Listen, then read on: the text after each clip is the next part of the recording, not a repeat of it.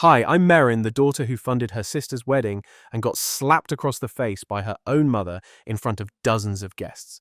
Can you imagine standing there stunned while the person who's supposed to protect you turns on you in the blink of an eye? It wasn't just a slap, it was a demand. Give them your penthouse. You're always alone anyway. Her words cut sharper than her hand ever could. I didn't cry. I didn't scream. I simply stood there, heart racing, watching everyone freeze and realize something terrifying. No one was coming to my defense.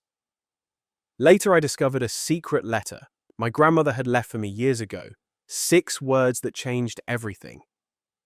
You don't have to earn love.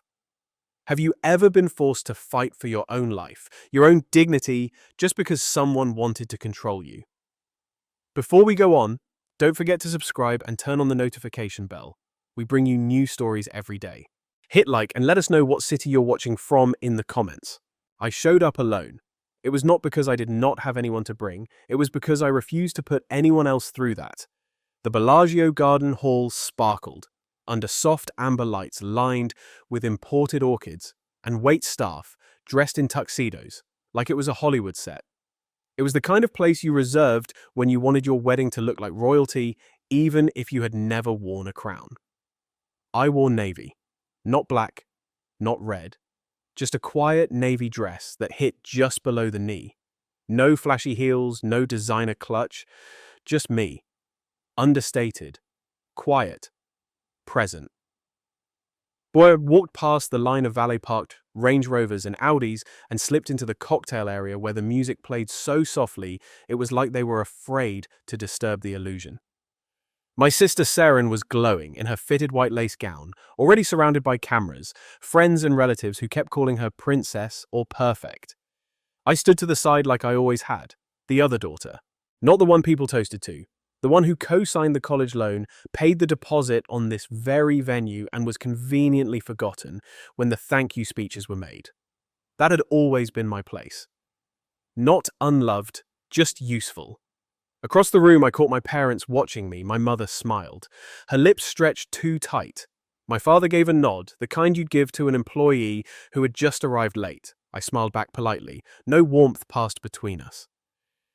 Minutes later, as I stood near the wall, sipping sparkling water, my mother glided over, her sequined shawl catching the light like a net meant to trap attention. Merrin, she purred, taking my arm lightly. Can we have a quick word? Just a little family thing. Her voice was sticky sweet, the kind she used when she wanted something. I followed her toward the terrace near the fountains. My father joined us halfway, his expression unreadable. He did not say a word. My mother began the performance. This day is such a blessing, she said, clasping her hands together. Merrin has found such a promising young man, and we just feel, well, this could be a turning point. For everyone. I said nothing. She looked into my eyes with fake affection and dropped the real bomb. We were thinking, your penthouse. It's just been sitting there. You're always traveling for work, and you're alone. Wouldn't it be lovely if Merrin and Ewan could start their life in a home like that? My breath caught, not from shock, but from confirmation. I had known it was coming, still hearing it said out loud, like it was some kind of favor to me. I beg your pardon, I asked, keeping my voice steady. Her smile did not falter. Think of it as a wedding gift from one sister to another. I turned to my father. He did not flinch, just looked out at the fountains like we were discussing weather. So, you all rehearsed this, I said quietly. You pulled me out here to ask for a property I bought, maintain and live in. Because I'm alone, Merrin, she said sharply, her tone flipping in an instant. You're being selfish. There it was. No, I said, lifting my chin. The answer is no. That place is mine. And that was the moment her mask cracked. Something in her snapped. You ungrateful girl, she shouted. Heads turned. Guests nearby froze mid-sip, and then it happened. The slap came without warning. Her palm struck the side of my face with the kind of force you do not expect from someone in heels and diamonds. My head tilted slightly, but I did not stumble. The sting was real. But what stung more was what followed. Merrin turned her back. Ewan blinked like he did not know where to look. A couple of cousins gasped, but nobody stepped forward. Nobody said a word. My father finally muttered, "This isn't about you, of course not." I straightened my posture, lifted my gaze and smiled. Not a loud, angry smile. A quiet one. Like I had just read the final line in a book I should have closed a long time ago. I reached for a champagne flute from the nearest tray, held it, did not drink. I walked through the hall, past people whispering and pretending not to look. I made my way out to the valet, head held high, heels clicking like punctuation marks behind me. In the car, I sat for a moment, letting the silence settle around me. My cheeks still throbbed. I reached into my purse and pulled out a scarf, soft, cream-colored, embroidered by hand. My grandmother's. She had once told me, never let them take your dignity. You can give them your help, your patience, your time, but never that. That night, I did not sleep. I did not cry. Instead, I opened the bottom drawer in my home office where I kept documents that mattered, the original deed to the penthouse. And right beside it, sealed in a thick envelope, was the second copy of my grandmother's will. She had left something else to me.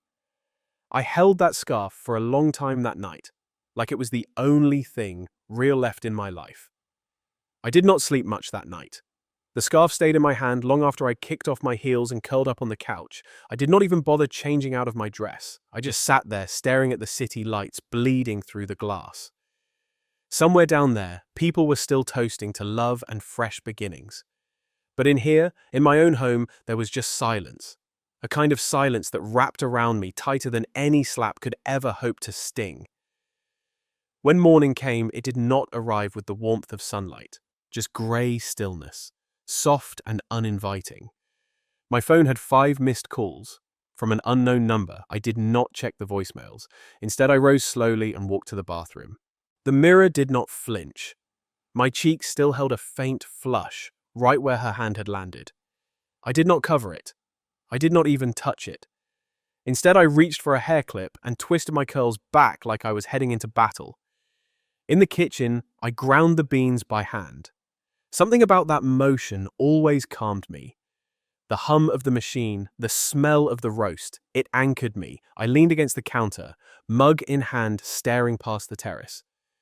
The city stretched endlessly, glittering beneath layers of smog and ego. According to my parents, I did not belong here. That place isn't really yours, they would say with a laugh. You just hold it until someone who deserves it comes along. Last night, they tried to decide for me who that someone should be, and I was done letting them. Still barefoot, I walked back to my bedroom and opened the built-in drawer in my closet. It was an old habit. When life got loud, I looked for the quiet places, the ones where I stored the things no one else ever thought to ask about. Tucked beneath a folder of birthday cards, most unsigned. Some just mailed from random cities with love. Mom and Dad. In barely legible ink, I found it. A cream-colored envelope, thicker than the others. My name written in familiar slanted cursive. I sat on the edge of the bed before I opened it. My heart did not race. It just slowed, settled. I knew what was inside. I had known for years. But something about last night, the slap, the eyes that turned away, the line from my father. This isn't about you. All of it carved a space inside me I could no longer ignore. The paper inside was soft, worn at the edges. My grandmother's handwriting had not changed, even toward the end. Still elegant like her, still sharp. Merrin, I know you never asked for anything. That's exactly why this is yours. The penthouse stays in your name. Full ownership. They may talk. Let them. You showed up, and yes, the savings are real. I hid them for you because I knew they would try to take. Love isn't loud. You gave it quietly. Never let them shame you for being steady. Underneath her note was a notarized copy of the second will, dated 6 months before she passed, sealed, witnessed, leaving me the penthouse outright and a separate savings account. They had never touched. I had kept it all these years. I never filed it, never needed to. I thought maybe things would change, maybe they would see me without needing to be forced. But last night taught me better. I folded the will carefully and slid it back into the envelope, then walked to the office nook near my bookshelf. I unlocked the small safe tucked behind the row of architecture magazines and pulled out the rest, the original deed to the condo. Bank statements. Documents Grandma had given me when she was still lucid. I placed them in a folder marked Property, Personal. Then I picked up the phone and dialed the only person I knew would answer without asking questions. Delia, she had been my grandmother's attorney for over 15 years. Never loud, never flashy, just methodical and fierce when needed. When she answered, her voice was crisp. "Merrin, I have been expecting your call." I exhaled into the phone. "I'd like to review something." "Do you have the original?" "Yes," I said. "Then let's schedule a review. Tuesday morning, my office. I will have the notary present." It was that simple, no dramatics, no need to explain what happened last night. I think Delia already knew. Or maybe Grandma had told her to expect this someday. I did not ask. I did not need to. I spent the rest of the morning organizing everything and copies for the bank originals for Delia. I worked slowly, deliberately, like I was tracing the edges of a new future, one I had always known was mine, but had never fully claimed. Around noon, as I was slipping another document into the folder, I caught sight of an old photo wedged in the bottom corner of the drawer. It was bent, its edges curled, from years of quiet neglect. Seren and I, maybe 10 and 13. She had her arms thrown around my neck, grinning wildly. I was holding a snow globe we had found in a thrift store during one of Grandma's long winter visits. That was the winter. She moved into the penthouse for a month while her own home was being fumigated. I had offered to let Seren stay with me when her college apartment lease fell through. No questions, just an open door. My mother had called the next day. "That's what family's for," she had said. To lean on each other. Back then I believed her. But now those same words echoed differently. Used not as a bond, but as a blade. They had not leaned. They had taken. And when I did not hand over more, they turned away. I zipped up the folder, placed the scarf inside, and locked the drawer. Tuesday could not come fast enough. I stayed up later than I should have. Reading Grandma's note over and over until the handwriting blurred into the page. Outside my windows, the city buzzed untouched by the chaos in my blood. I did not cry. I did not rage. I just sat. By morning, my routine kicked in, like muscle memory. Monday meant a staff review at 10 o'clock and project updates by noon. I pressed my hair flat, pulled on my navy blouse, and left the condo with the same expression I had worn since the day I first made partner at the firm Composed. Efficient, untouchable. At the office, familiar greetings floated toward me as I stepped off the elevator. "Merrin, how was the wedding? Did your sister finally tie the knot with that guy? What's his name?" I smiled without showing teeth. "It was eventful," I said, then kept walking toward my office. Nobody needed the details, and I was not offering them. Not when I still had the imprint of that night sitting somewhere between my shoulder blades. I dove into reports, but even the numbers felt wrong in my hands. I could not shake the sense that something had shifted. Not just emotionally, but physically, practically. Around 1:45, in the afternoon, as I reviewed lease revisions for the Wilshire project, my phone buzzed. I recognized the number, my condo's HOA office. "Hi, Miss Alcott. This is Shaylin from the building management, just calling to confirm your sister's name is being added to the access file today, right?" My pen froze mid-sentence. "Sorry, what the name is Seren. It came through this morning, with a request to update your unit's resident list. Says she's moving in." My voice dropped an octave. "She's not. I did not authorize that." "Oh," the woman on the line hesitated. It came through, what looked like a formal submission with a digital signature, and well, since it mentioned, "You were out of town recently, we assumed—" "You assumed wrong," I said, quieter than I felt. "Please do not make any changes. Remove her name immediately." "Understood, ma'am. I will log it now." I hung up and stared at the screen in front of me, but all I could see was the look on Seren's face the night she smirked while Mum slapped me, the kind of smirk people wear when they think they have already won. The rest of the day moved slowly. I sat through meetings, offered updates, signed papers, but my mind was already home. By the time I pulled into the garage at my building, it was dusk. The automatic lights flicked on. As I walked past the concierge desk, I nodded at Noel, our evening guard, who waved politely, without realizing my stomach was in knots. Inside my condo, I set my purse on the table and walked straight to the digital panel by the entryway. I pulled up the access logs for the past 24 hours, and there it was, 2 o'clock and 3 minutes in the afternoon. Side elevator key fob duplicate detected. I had not given anyone a duplicate. Not recently, but then a memory hit me 4 years ago. Merrin crying in my guest room after another breakup, me offering her my extra robe, her saying I made myself a spare hope, that's okay, in case of emergencies. I had forgotten all about it, and apparently so had she. Until now, I moved quickly, room to room, everything looked in place, nothing stolen, nothing obviously touched. But when I opened the drawer where I kept spare keys, mailbox, gym bike locker, one was missing the mailbox key, the same mailbox where I had just tucked Grandma's envelope back the night before. My chest tightened, but I didn't scream, I didn't cry. I picked up my phone and called Talis. She answered on the second ring. Hey, you okay? Define okay? There was a long pause, then her voice dropped lower. Listen, I wasn't going to bring this up because I didn't want to stress you out after the wedding. But I think you need to see something. See what check your sister's private Instagram story. Someone sent me a screenshot. It's your building, Merrin. Your lobby. I felt the silence before I spoke. You're sure I'm looking at it right now? Picture of the marble columns and the front desk caption says, "Welcome to our new home." She tagged it to close friends only, but she forgot I was still on that list.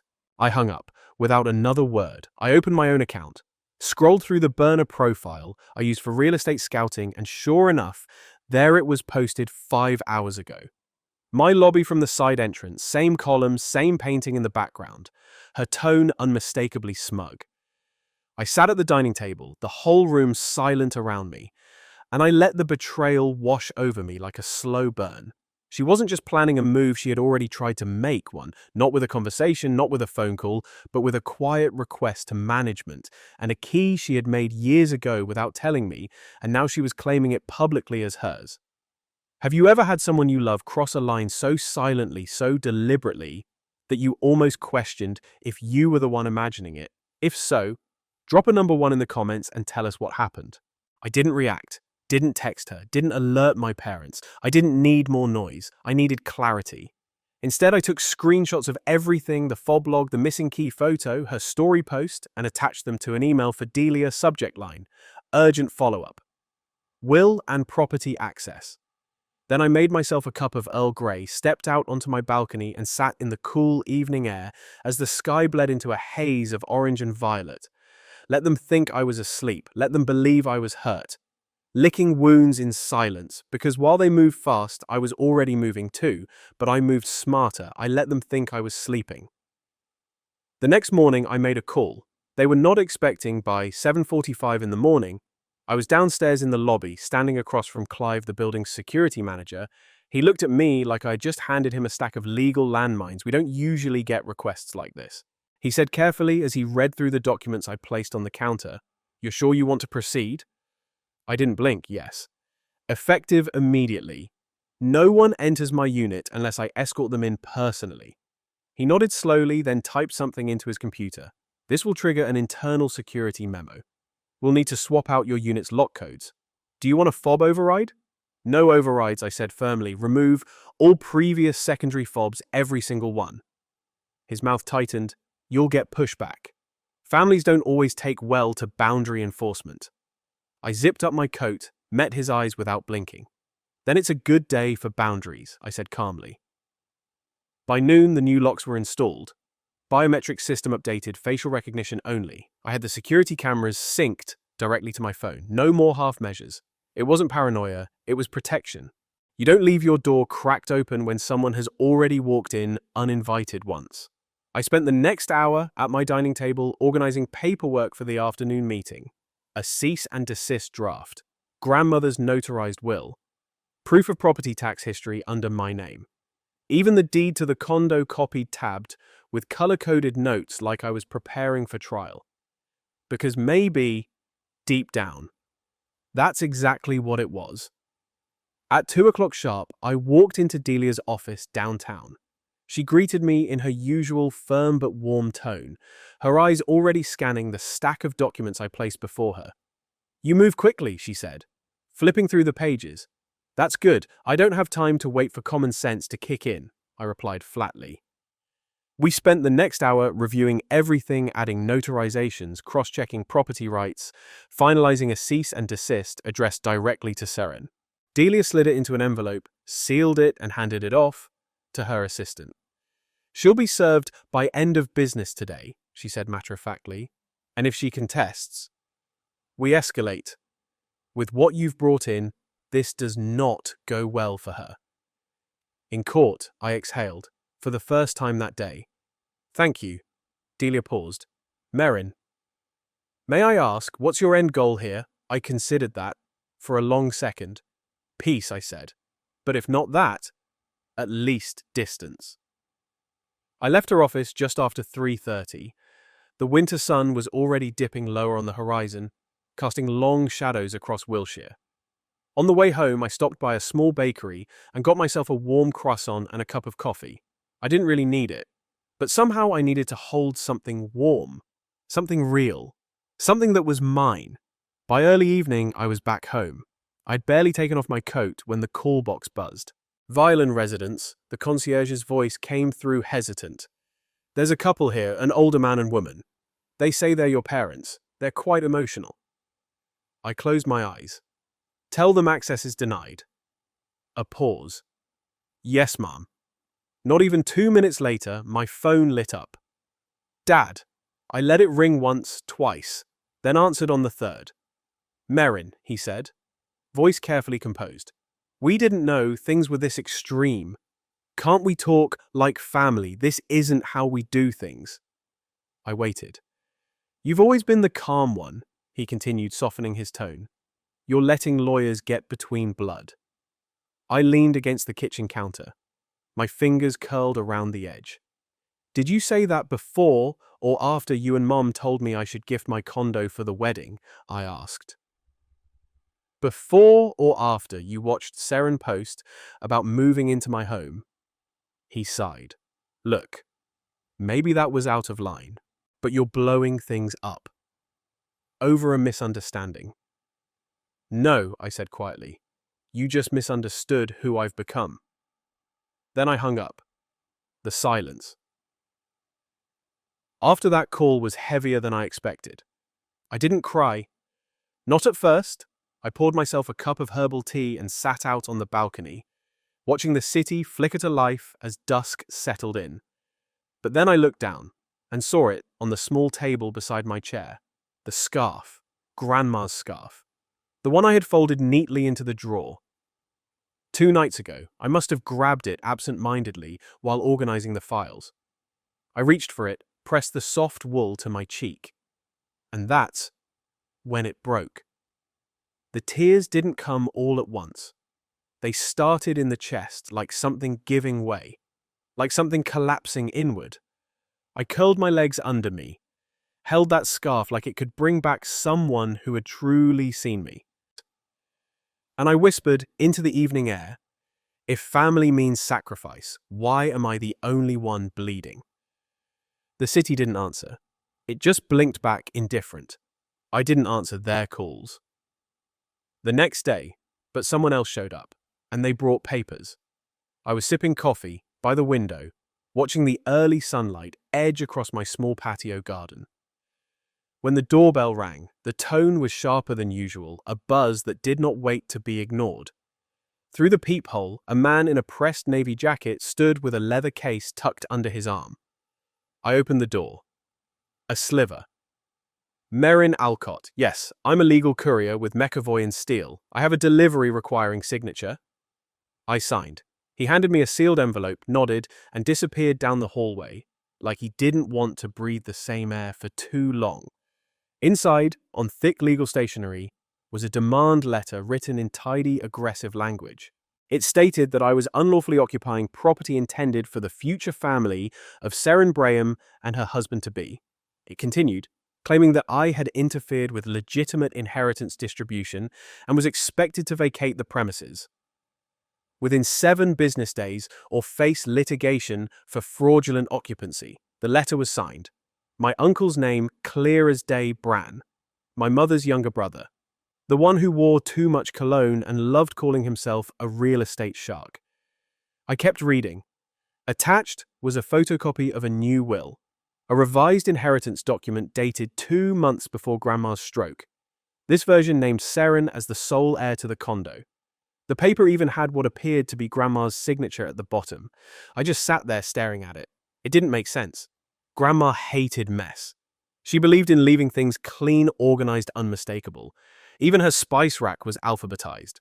There was no way she would have left something so important, so sloppy, so undocumented, especially not without saying a word to me.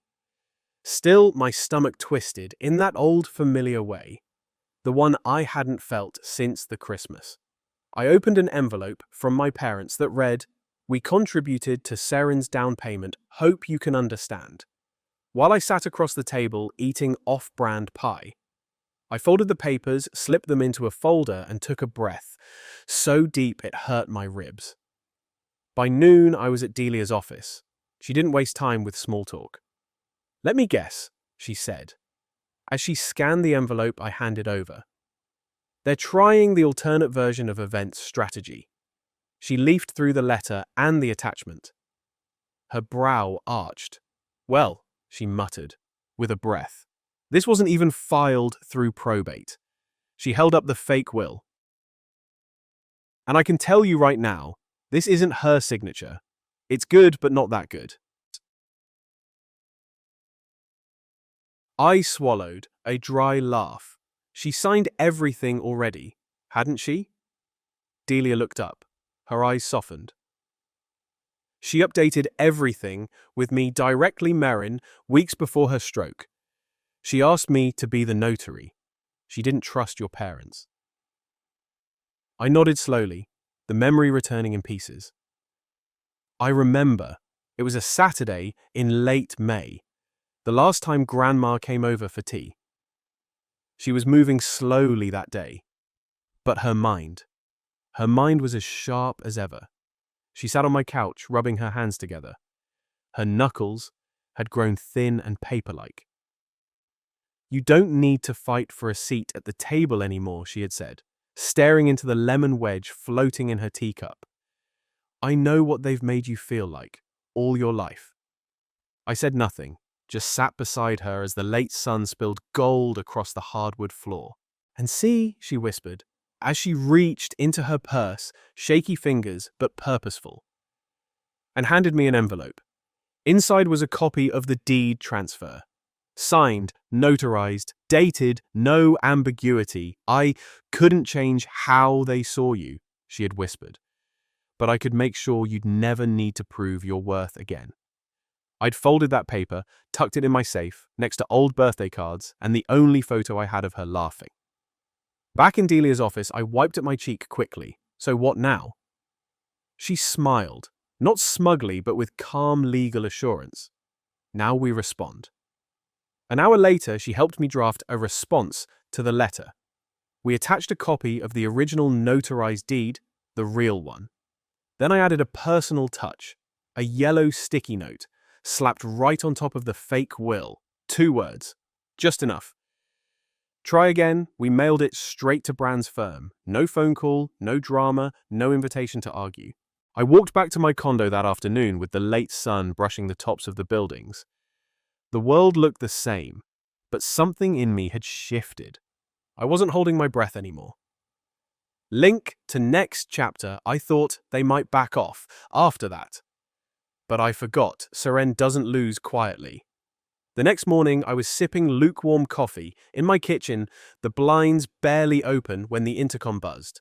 "This is Mr. Morrow, HOA President. Could you come down to the front office, Miss Merrin?" His voice was neutral, too neutral. I set my mug down slowly. my heart not racing but settling into that familiar, bracing calm. When I stepped into the lobby, there she was, Merrin clutching her binder like it held scripture. Her lips pursed into something between concern and performance. "Good morning, Merrin," she said sweetly. "We were just hoping to clarify a few concerns." Mr. Morrow cleared his throat. "We've received a formal complaint. It alleges that you've made unauthorized alterations to your balcony, violated the neighborhood noise ordinance, and, endangered local pets with unfamiliar substances." I blinked. Substances. "There's mention of suspicious activity involving repellent sprays," he mumbled, reading directly off the printout. He wouldn't meet my eyes. Merrin looked at me with mock sympathy. "We just want what's safe for everyone. It's not personal." So, I looked between them. "Would you mind stepping upstairs with me? I think it's better if I show you something." The elevator ride was silent, except for the gentle hum of the floor indicator. Merrin tried to strike up conversation with a half laugh about community standards. But I didn't respond. Once inside my unit, I led them past the kitchen and down the hall to my study. I unlocked the drawer, pulled out a thick tabbed folder, labeled in my handwriting, "They think I don't notice." I placed it flat on the table and opened it without saying a word. First tab photos, timestamp security cam stills of Miles, leaning over my gate, at midnight with bolt cutters. Another photo, him scanning the smart lock panel on my front door. Mr. Morrow's face twitched. Second tab audio transcript of the barking complaint that supposedly came from my unit. Last Tuesday, the HOA's own logs showed I had submitted an out-of-town travel notice for that exact day, backed by my GPS logs and the building's entry keycard records. I hadn't even been home. Third tab emails. I tapped my screen and mirrored it to the TV. Highlighted text popped up from a forwarded thread, doctored by none other than Brand's assistant. The metadata showed file creation. At 11:17 in the evening on his office account, 2 days after Grandma's death. The edits contradicted original timestamps I had in my possession. Mr. Morrow rubbed his jaw. Merrin's face had paled slightly, but she tried to speak. "That doesn't prove I cut her off." Gently. "I'm not here to argue, Merrin, just clarifying, since you said you wanted things handled properly." I closed the folder and slid it across to Mr. Morrow. "Would you like a copy?" He adjusted his glasses and nodded slowly. Yes. Yes, I believe that would be wise." He hesitated. Near the door. "Miss Merrin, would you consider attending our next community meeting just to ensure transparency?" I nodded once. "Absolutely. I believe in community." That night, I didn't sleep much. Not from worry, but from focus. I stayed up, organizing every file, every printed email, every image. I wasn't going to walk into that meeting to argue. I was going to present quietly, clearly. The following evening, the community center's side room buzzed with soft chatter. Folding chairs scraped against the linoleum floor as neighbors filtered in. I spotted the Parkers who once claimed I brought in the wrong energy. Mrs. Kingsley from Unit 5A, who once said to my face that I was the daughter who went off script. And of course, Merrin. Front row next to Mr. Morrow, lips already curled in that same brittle confidence.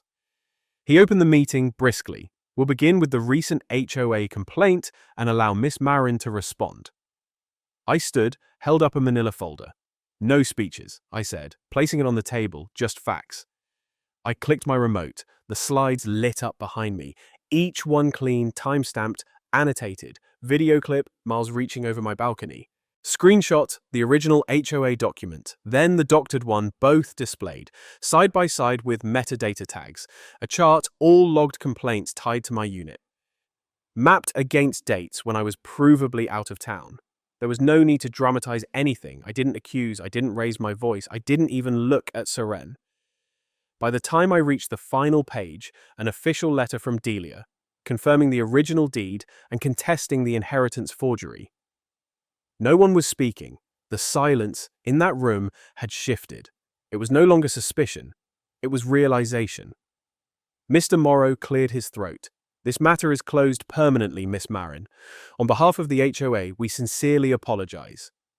Merrin rose abruptly, knocking her chair over. This is ridiculous, she muttered while gathering her bag. You're all just blind to what she's doing. No one responded. She turned and walked out. The door clicked shut behind her. I stayed behind as others filtered out. Mrs. Kingsley gave me a nod. The Parkers avoided my gaze. But Mr. Morrow approached quietly. If you ever consider running for a seat on the board. I smiled faintly. Let's see how long the peace lasts. I walked home in the quiet, the air cool and soft, streetlights flickering gently over my path. I hadn't yelled, I hadn't shamed, but I had told the truth. And this time it had landed. They were done. Pretending.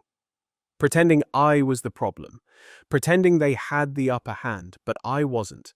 The same woman they once played, like a fiddle. That night I went home and opened a bottle of water, not wine. I wanted to stay clear-headed. I stood by the sliding glass doors of my condo, watching the sky go from bruised lilac to deep ink. The HOA meeting had ended hours ago. Merrin had stormed off like a child denied dessert. And me, I hadn't said much, just enough. I was pulling my hair into a loose bun when my laptop chimed. New email, subject line. You need to hear this. They said it behind your back. You deserve to know. Maxine. I hadn't spoken to my cousin Leda in over a year. We had grown apart, especially after she moved to Seattle. But she was always the quiet one at gatherings, the one who listened more than she spoke. I clicked the email. There was no message, just a single audio file. I hesitated. For a second, then pressed play. At first I heard glasses clinking, someone laughing in the background. Then my mother's voice, clear and casual. We'll get her to sign over the penthouse. Make her feel like she's ruining the wedding if she doesn't. Another voice, Merrin's, just guilt her. She's always desperate for approval. She folds if you make it feel personal. Then came Marla. She won't fight back. She never does. Laughter followed, not cruel cackles. Just careless amusement. The kind of laughter people use when they don't even consider the person they're mocking to be real. I sat still. Not a single muscle moved. I didn't cry. I didn't scream. I hit play again and again and again, until the rhythm of their words felt like a bruise under my skin. That Saturday, there was a brunch for extended family. One of those things I usually skipped. But not this time. I woke early, showered, pulled on a simple navy dress, tied my hair back. No statement jewelry, no bold colors. I didn't want to perform. I just needed to show up. I arrived at my aunt's place at 11:08. The parking lot was full of familiar cars. Cousins, uncles, distant relatives. I hadn't seen some of them in years. The moment I stepped inside, Marla beamed like she hadn't just been caught on tape, planning emotional extortion. Oh, Merrin, so glad you came. We weren't sure you'd feel comfortable. I said nothing, just brushed past her and walked straight toward the dining area. My mother spotted me from across the room. She walked over, arms open like some benevolent matriarch in a Hallmark movie. I didn't hug back. I simply nodded once and moved to an empty seat at the main table. Conversations buzzed around me, half gossip, half catching up. I waited until everyone was settled, until plates had been passed and mimosas poured. Then I reached into my bag, pulled out my phone and placed it on the table. I tapped play. The laughter cut short. Forks paused mid-air, glasses froze halfway to lips. Their voices filled the room. Mom, Sarah and Marla. Every word captured. When the clip ended, no one spoke for a beat. Then clink. A fork dropped to the floor. My cousin from Florida stared at me wide-eyed. My uncle, the one who used to say I was ungrateful for not doing more for family, stood up slowly. You said this about your own daughter, he asked. His voice low but solid. No one answered. Marla opened her mouth, then closed it. Merrin wasn't there. Apparently she'd decided brunch was beneath her. My mother glanced around the room, her mask beginning to falter. Merrin, sweetheart. You have to understand. We were under pressure. Weddings are expensive, and you've always had more than the rest of us. We were just trying to... Don't, I said, calm as still water. No one here needs an explanation. The truth speaks loud enough. Another cousin quietly slid her chair back and left the table, shaking her head. Her husband followed close behind. The room stayed hushed, like everyone was waiting for a script that no longer fit. Then Jonas, who once called me emotionally cold for not inviting the whole family to my graduation, cleared his throat. I didn't know, he said softly. I judged you. I'm sorry. I met his eyes. Didn't nod, didn't smile, just held the moment between us. Eventually I stood, slid my phone back into my bag, and walked out. No dramatic flair, no lingering glance, just a quiet end to a chapter. They never thought I would read out loud. The room had emptied in stunned silence after I played the recording. Not one excuse could change what they had heard with their own ears. And for the first time in a long time, I didn't chase an apology. I didn't need one. I spent the rest of that weekend at home, quiet, cleaning, watering my plants, letting the stillness settle in, letting it remind me who I had become. By Sunday afternoon, the sun had dipped just low enough to tint the windows with gold. I had just set my mug down when there was a knock at the door. I wasn't expecting anyone. When I opened it, Ewan, my sister's new husband, stood there. His shirt was untucked, his face drawn, not the polished man from the wedding photos. He looked older, worn down. In his hands, he held a manila folder slightly bent at the edges. I'm sorry to show up like this, he said, but I need to talk to you. It can't wait. I stepped aside without a word. He entered slowly, glancing around like he didn't quite belong. In the room, we sat across from each other in the small living area. I didn't offer him anything, and he didn't ask. He opened the folder and slid it across the table toward me. I didn't know not until the brunch, and even then I didn't want to believe it. I looked down. Inside were printed screenshots of text messages between Merrin, our mother, and even Elise. We'll get her to sign. Just keep the pressure. She's too proud to walk away mid-wedding prep. That's our leverage. Once the deed's transferred, we're done. Page after page, plans, jokes, gloating. They were so confident I wouldn't fight back. They didn't even bother hiding it. Ewan exhaled slowly. They used me to help push you.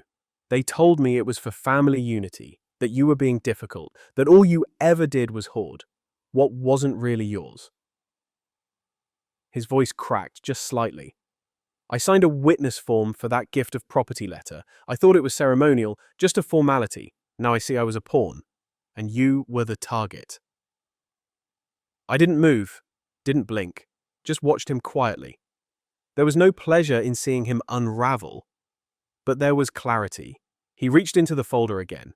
This time he pulled out a copy of their prenup. And then I saw this, he said. He pointed to a clause highlighted in yellow. It read, "The condo located at 2010 T8 Garden View Lane shall be listed as future marital asset pending postnuptial transfer under family gifting agreement." I looked up. She listed my grandmother's condo as a marital asset. He nodded. Even before your wedding, she told me. It was something your mum had promised, that you were just holding on to it, that you knew it would eventually be part of the family trust. And you believed her. I believed I was marrying someone, honest. The silence stretched long. Between us, I didn't interrupt. I wanted him to sit with that. I came here to say I'm filing to remove it from our prenup, he added slowly, and I'll testify if needed. I don't want anything tied to this. I finally leaned back, resting my hands gently on my lap. Good, I said calmly, because I already filed a cease transfer injunction last Thursday. He looked surprised, eyes widening slightly. You knew I've known something was off since before the wedding, but I needed proof, and now I have it. Ewan slumped slightly, his shoulders sagging as if the truth had weight. I married the wrong woman, he murmured. Then after a pause, but I'm trying to do one right thing. He stood slowly. I walked him to the door. He paused, just before stepping out. "You may not believe this," he said, voice quiet, "but I always thought you were the strong one. I just didn't realize how much they resented that." I didn't answer, just opened the door. He stepped out into the fading daylight. No dramatic goodbye, no apology, wrapped in excuses, just silence. I closed the door gently behind him. Then I walked back through the quiet condo toward the shelf in the corner. I picked up the small framed photo of my grandmother from her 70th birthday, the one where she wore her turquoise brooch and that sly smile, like she always knew more than she let on. I sat down, with it in my hands, and I said for the first time out loud, "I didn't let you down." That night, after Ewan left, the silence in my condo felt different. Not empty, just full of space that finally belonged to me. I stood by the kitchen sink, rinsing my teacup, the city lights flickering through the window behind me. When my phone vibrated once on the counter, I almost didn't check it. But something made me reach over. One voicemail. No name, just the number I knew by heart. I stared at it for a moment, then tapped play. My mother's voice drifted into the room, soft and slow as if she were cradling something breakable. "Merrin, honey, I think we've had enough drama. Don't you? It's time to let this go. Just come home, we'll talk. You don't want to tear the family apart, do you?" There was a pause, then a sigh, almost gentle. "We've all made mistakes. Let's move on." And just like that, the message ended. I stood there for a long time, not moving, not blinking. Not because I was swayed, but because I knew what that kind of softness meant. It wasn't love, it wasn't regret, it was control. Dressed up in maternal concern, the same old tune with new violins. This time I didn't sing along. I played it one more time, let every syllable sit with me. Then I deleted it. The next morning, I slid on my jacket, picked up my keys, and drove. Not anywhere urgent, just somewhere.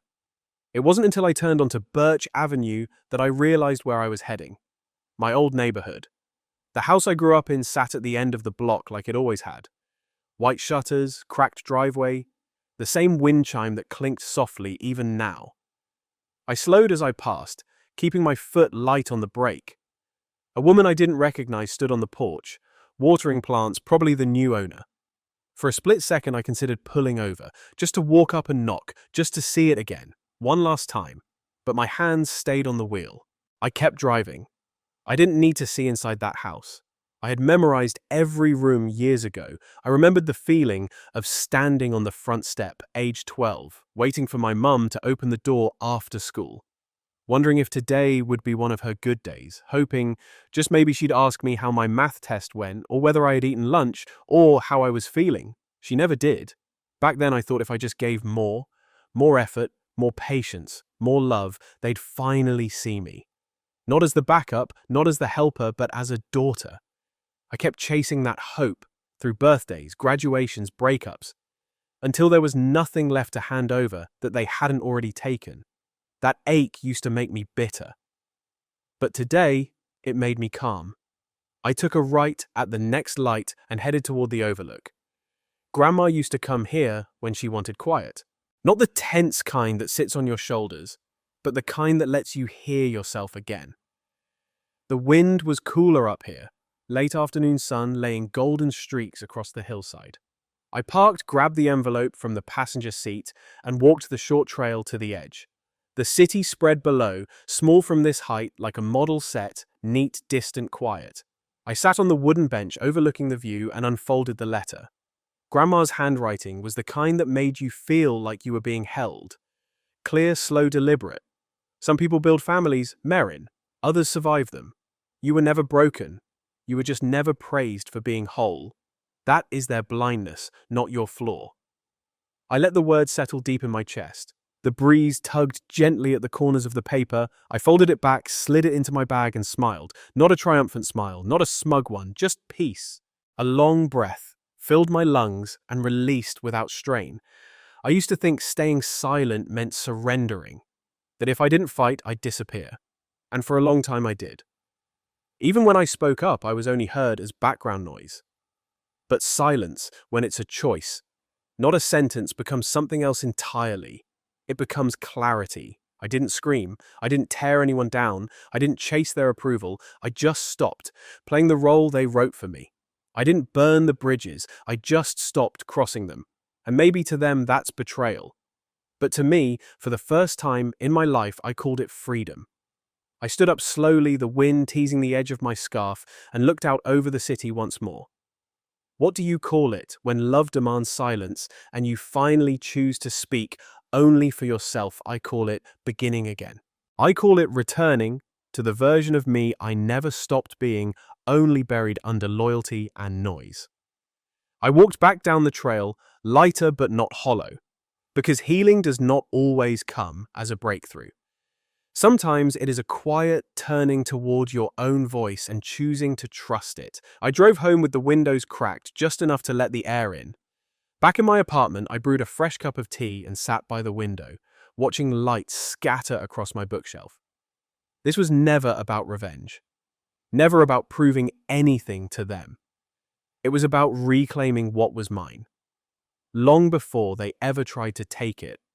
My time, my dignity, my voice, my story, and maybe someone else out there needed to hear it. Maybe you felt what it's like to be erased inside your own home, to be the giver until you go quiet from exhaustion. If you've ever been there, or are there now, I hope you know you're not alone. You were never the problem. You don't need permission to choose yourself. Drop a comment below. Choose yourself today if this story echoes even a little with yours. I would love to hear from you. Read what you've been through, how you found your voice, how you're learning to be whole again. And if you want to listen to more stories like this one, stories about truth, about reckoning, about reclaiming your peace, you can always subscribe to this channel. We tell stories that aren't loud, but linger. Until then, thank you for being here. And I'll see you in the next story. Take care and never let them name your worth again.